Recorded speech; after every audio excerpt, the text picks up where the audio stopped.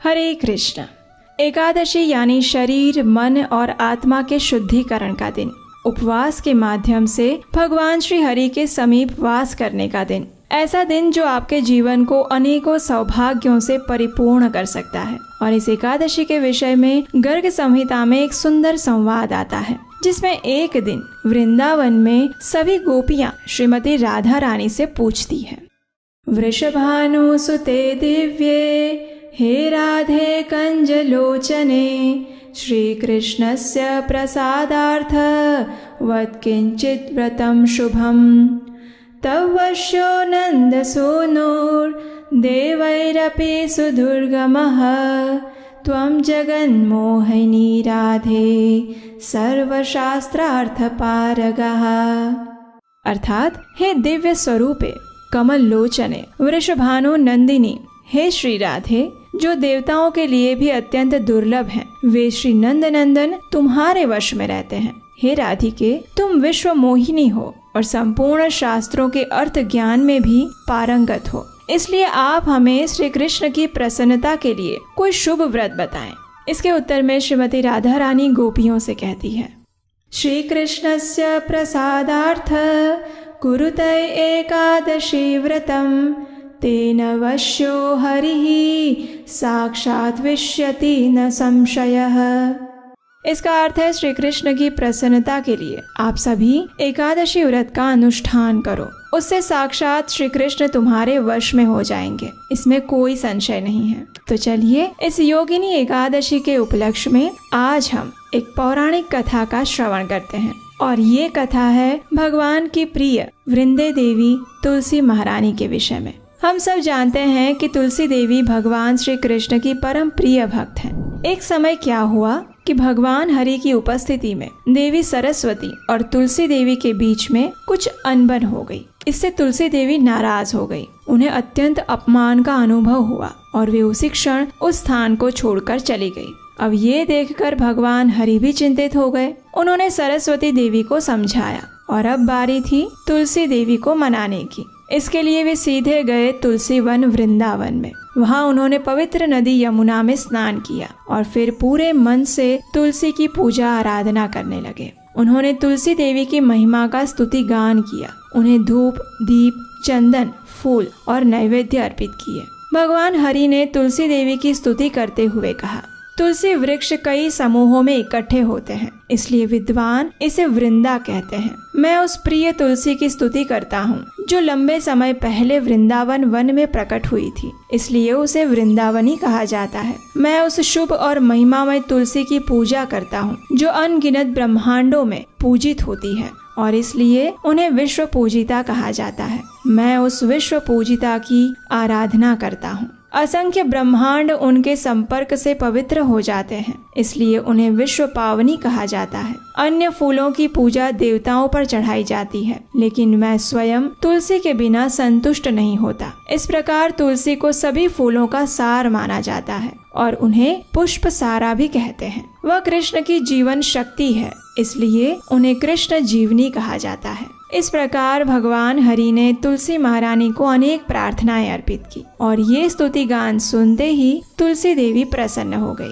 वे भगवान के समक्ष प्रकट हुई। उन्होंने भगवान श्री हरि के चरणों में शीश नमाया, उन्हें प्रार्थना अर्पित की और उनकी शरण ग्रहण की। तब भगवान विष्णु ने तुलसी देवी को आशीर्वाद दिया, हे तुलसी, तुम पूरे विश्व में पूजित होगी। हे प्रिय, मैं तुम्हें अपने सिर और हृदय में धारण करूंगा और सभी देवता तुम्हें अपने सिर पर धारण करेंगे। भगवान हरि ने तुलसी को आश्वासन दिया कि वे सभी के द्वारा पूजित, सम्मानित और आदरणीय होगी।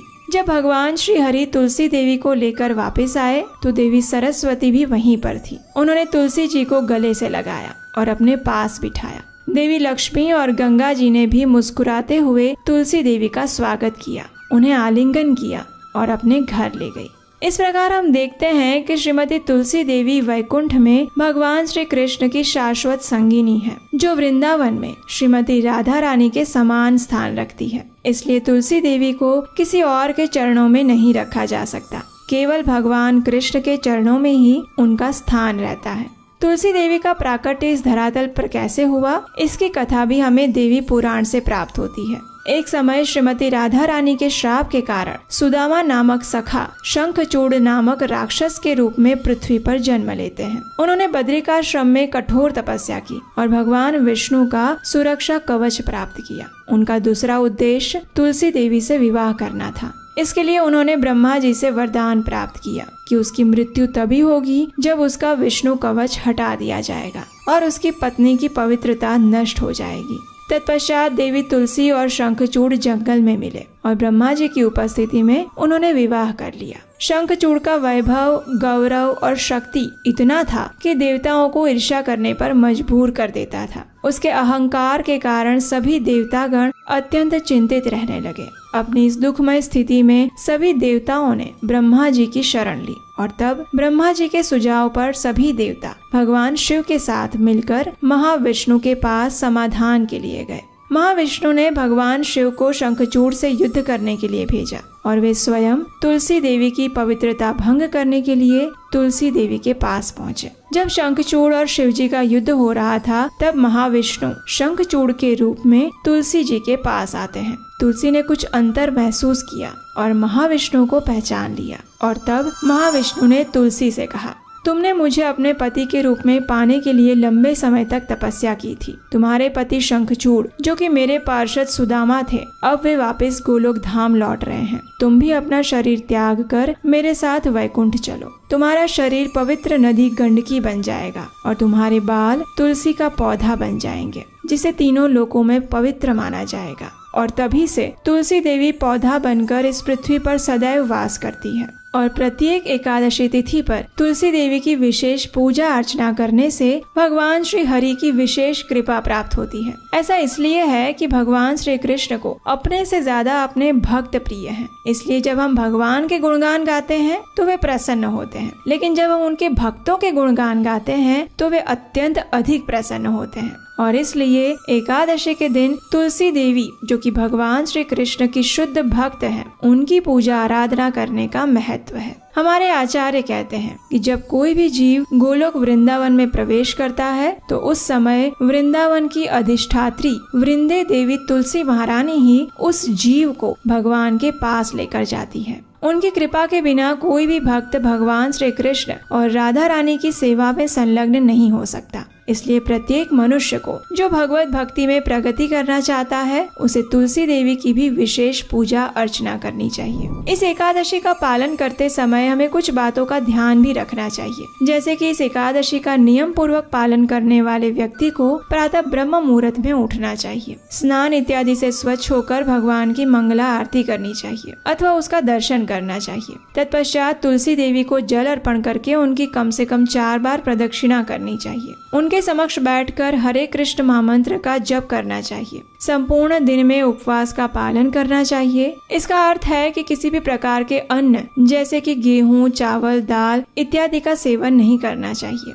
आवश्यकता लगे तो दूध, जल, फलों का रस या फिर एकादशी प्रसाद ले सकते हैं। इस दिन अधिक से अधिक समय भगवान का नाम जप करने में, उनकी कथाओं का श्रवण करने में और पठन करने में लगाना चाहिए। अगले दिन निर्धारित पारण के समय पर किसी सुयोग्य ब्राह्मण या वैष्णव को दान देना चाहिए और फिर भगवान को अर्पित अन्न भोजन प्रसाद के साथ भगवान को प्रार्थना करते हुए इस व्रत का पारण करना चाहिए। इस पारण की संपूर्ण विधि जानने के लिए आप इस चैनल को सब्सक्राइब कर लीजिए और नोटिफिकेशन ऑन कर लीजिए। इसके लिए आप हमारे व्हाट्सएप और टेलीग्राम ग्रुप से भी जुड़ सकते हैं, जहां हम एकादशी से जुड़े रेगुलर अपडेट्स और बाकी जानकारियां देते रहते हैं। इसका लिंक नीचे डिस्क्रिप्शन बॉक्स में दिया गया है। जैसा कि आप जानते हैं, इस समय हम आपके लिए भगवान श्री कृष्ण की बाल लीलाओं पर आधारित एक एनिमेशन स्टोरी प्रोजेक्ट पर काम कर रहे हैं और इस प्रोजेक्ट का नाम है कृष्णायन। इसकी कुछ झांकी अभी आप स्क्रीन पर देख रहे होंगे। कृष्ण यानी जो सबको आकर्षित करने वाला हो। सच ही तो है, ऐसा कौन जीव होगा जिसे कृष्ण से आकर्षण ना हो? तभी तो उसे प्रेम करने वालों के साथ साथ उससे दुश्मनी निभाने वालों की भी कहाँ कमी थी। ये प्रोजेक्ट बड़ों के लिए तो है ही, लेकिन विशेषकर आपके बच्चों के लिए है और ये बिल्कुल प्रमाणभूत श्रीमद् भागवतम पुराण से यथारूप में ली गई कथाएं हैं। ये प्रोजेक्ट बड़ा है और इसमें धन और समय ज्यादा लग रहा है। ये आधा पूर्ण हो चुका है, लेकिन इसे पूरा करने के लिए और जल्द से जल्द आप तक पहुंचाने के लिए हमें आपके सहयोग की आवश्यकता है। अगर इस योगिनी एकादशी के उपलक्ष्य में आप वैदिक ज्ञान और भगवान की प्रमाणभूत लीलाओं का प्रचार करने वाले इस कृष्णायन प्रोजेक्ट के लिए कुछ सहायता कर सकते हैं तो स्क्रीन पर नंबर दिया गया है, उस पर आप अपनी क्षमता अनुसार आर्थिक योगदान भेज सकते हैं। तो चलिए इस योगिनी एकादशी का संपूर्ण श्रद्धा और निष्ठा पूर्वक पालन करते हैं और अपनी चेतना को योगेश्वर श्री कृष्णमय बनाते हैं और अपने आध्यात्मिक परम गंतव्य की ओर एक कदम आगे बढ़ाते हैं। हरे कृष्ण।